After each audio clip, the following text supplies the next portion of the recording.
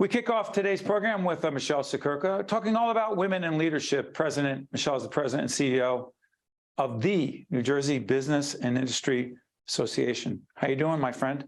I'm doing great, Steve. Thanks so much. Great to be back with you today. It's always good to have you. Listen, we have some other interviews with very prominent leaders, happen to be women. I've asked you this before, but I got to do it again. Women in leadership versus leadership. What's the difference? Well, look, hey, we're still coming a long way, baby. We see many more women in leadership roles, but we have to continue with intention to pay attention to lifting women up who have the skill sets to be in the C-suite and the boardroom. And that's what we try to do at NJBIA through our efforts. Okay, Michele, because you're too young to remember this.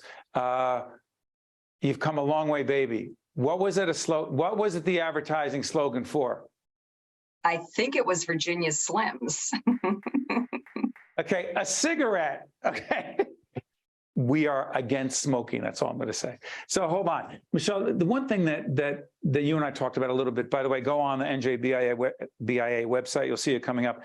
Michele and I did a very interactive, compelling, and significant interview, conversation that she led on leadership. That's on their website. It's our Lessons in Leadership. Some pretty tough stuff. Check out that interview that we did, that conversation with Michele. One of the things we did talk about that I want to talk about here is negotiating. My colleague, Mary Gambo, who co-hosts Lessons in Leadership with me, and I talk about this all the time, I've seen her become a much better negotiator in the 20+ years we've been working together. She makes it clear what she wants and needs and why, and that, frankly, without threatening, what happens if it doesn't happen. Why is it more difficult in general for women to negotiate effectively than men? I think we just didn't pay attention to it historically. Women are by nature consensus builders, and we're very trusting. And so when we bring something to the table, we think whatever we're saying in the first instance is exactly how it is, right? Why should we have to go back and negotiate for it? And I think we learned over time that that's just not how the game is played. And so again, this is just about being a little intentional, making sure that you've got your information straight, always being prepared and confident, knowing what you want to achieve, but recognizing that when you go in, you may have to take a different stance on how you approach ultimately getting to where you want to be. That's very helpful to a lot of folks. And one of the things we also talked about in that podcast, if you will, that I want to talk about here is you came up with an expression that I've stolen from you, but of course, quote you. You know what it is? Noise-free and 23. we share a brain sometimes. You said to me, we need to be noise-free and 23, and it's just sticking with me. Talk about it, please. Yeah, it's the whole idea of staying focused. There is just too much noise in this world. My analogy, we all love the Peanuts. You think of Pigpen, right? When he walked around, he had all that little dust around him. That's our noise. Each and every one of us has our own noise that affects us. Oh yeah, the cell phone. Is this noise? Is this noise? Absolutely, 100%. Well, we tell ourselves we have to multitask. We tell ourselves it's got to be right with us. Tell ourselves we have to do. What's the problem with that?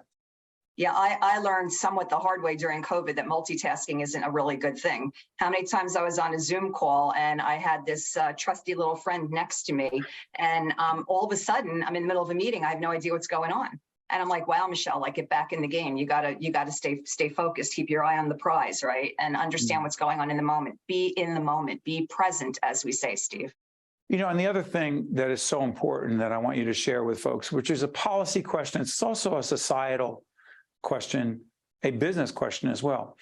You talk a lot about childcare, and we have our series, and the graphic will come up, Reimagine Childcare. You have been a leader in the childcare movement, talking about the adverse impact of not having affordable, quality, accessible childcare disproportionately for women in the workforce. Please. Well, we saw that super pronounced at the beginning of COVID, and frankly, too far into COVID, where women were left on the sidelines because we continue to be the traditional, first person lead when it comes to childcare. We saw that our inability to get our childcare facilities up and running quickly held our women back from getting back into employment, whether it meant virtual or getting back to the office. Look, we can't be good workers if our children aren't in safe environments. That goes for anyone, men and women, but unfortunately it did have a disproportionate impact on working women. So we did, right at the beginning, we stood up from a policy perspective, and we worked with our legislative leaders on making sure that we were addressing these issues. And we're very proud of some of the movement in this space, including increased earned income tax credit. Really important. I'm sorry for interrupting, Michelle. Explain the earned income tax credit. The phrase is used a lot. The program is used a lot. Not many know what it is, please. Yeah, absolutely. I mean, it's money back for certain people who are eligible at a certain level of wages in order to get a tax credit back that they then can use for things like their childcare. It's significantly important. Michelle, I know we're talking about women in leadership, but again, when I talk to you, policy creeps into the conversation, and you know that we're very interested in public policy and the public policy around the state corporate tax.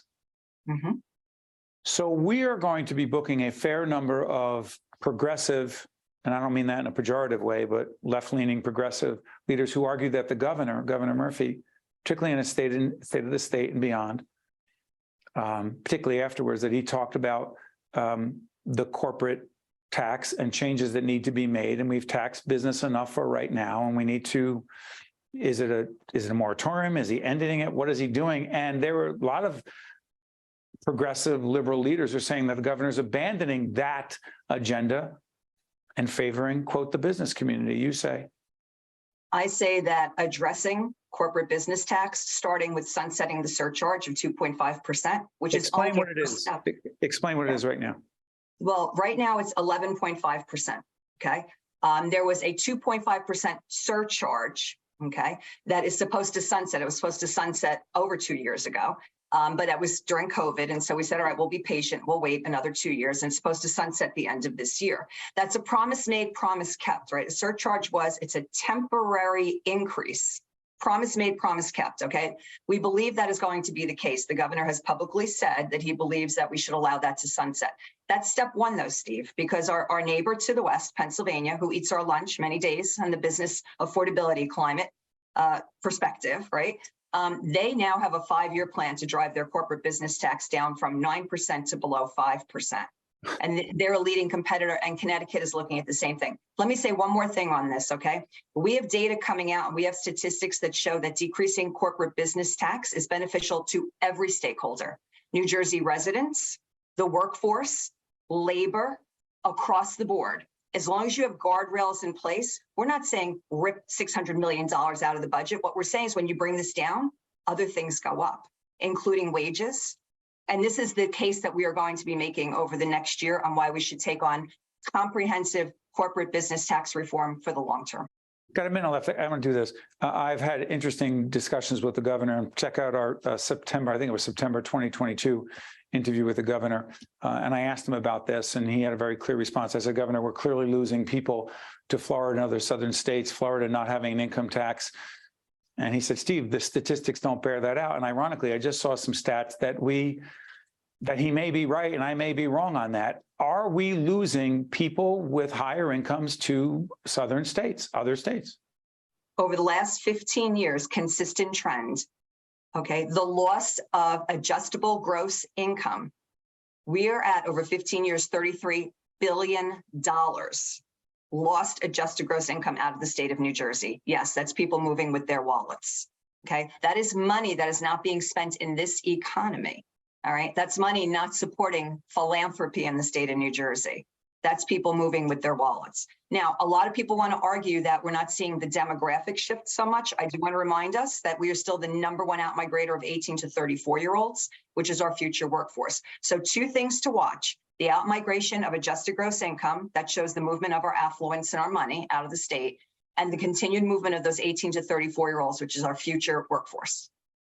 Michele Siekerka, President and Chief Executive Officer of the New Jersey Business and Industry Association. Thank you, Michele. As always, a pleasure. Always a pleasure, Steve. You got to stay with us. We'll be right back. One-on-One with Steve Adubato has been a production of the Caucus Educational Corporation. Funding has been provided by RWJ Barnabas Health. Let's be healthy together. Wells Fargo. NJ Best, New Jersey's 529 College Savings Plan. PSE&G. Robert Wood Johnson Foundation. Horizon Blue Cross Blue Shield of New Jersey. PSEG Foundation. Johnson & Johnson. And by the Russell Berry Foundation. Promotional support provided by NJ.com. And by bestofNJ.com. I'm very grateful that I'm still here. That's me and my donor when we went to celebrate our first anniversary. With a new kidney, I have strength. They gave me a new lease on life. I'm still going everywhere and exploring new places. Nobody thought I was going to be here. Nobody. And I look forward to getting older with my wife. That's possible now. We're transforming lives through innovative kidney treatments, living donor programs, and world-renowned care at 2 of New Jersey's premier hospitals. They gave me my normal life back. It's a blessing. RWJ Barnabas Health. Let's be healthy together.